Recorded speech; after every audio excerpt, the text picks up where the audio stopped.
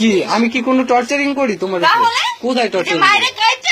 কোথায়? কিসের জন্য করছি? কিসের জন্য করছি?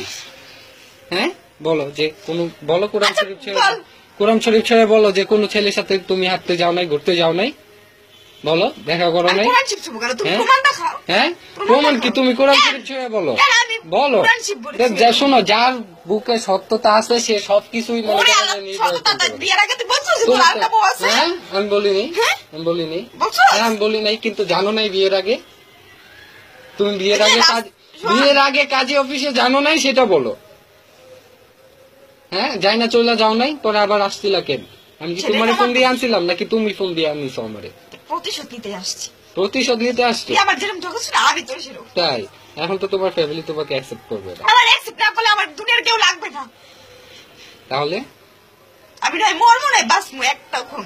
তাই ওকে ফাইন, শর্টটা রেখে দিলাম, কাজে লাগবে।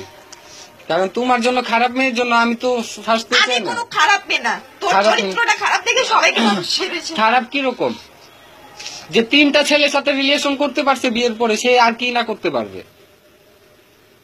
ফোনে ছেলেদের সাথে জানু বলো, রাখো জান, আই লাভ ইউ। বাবা ফালতু কথা কি? কোরআন শরীফ ছুঁয়ে বলো যে জানু বলো নাই, যে জানু বলো নাই কোনো ছেলেরে। রোমান রে তুমি জানু বলো নাই, রাকিব রে কি না কি বলছো সেটা তুমি জানো। তুমি রোমান রে জান বলো নাই, আই লাভ ইউ জান। বিয়ের পরে জান হয় কেন?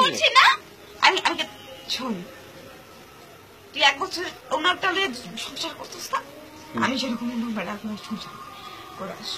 তাই সবকিছু যাই না শুনে আসছো তুমি। সেটাই তো আমার ভুল, সেটাই সবকিছু ছাইড়া দিব। চলে গেছো না একবার, তাহলে আবার আসছি কেন? সেটাই তো ভুল।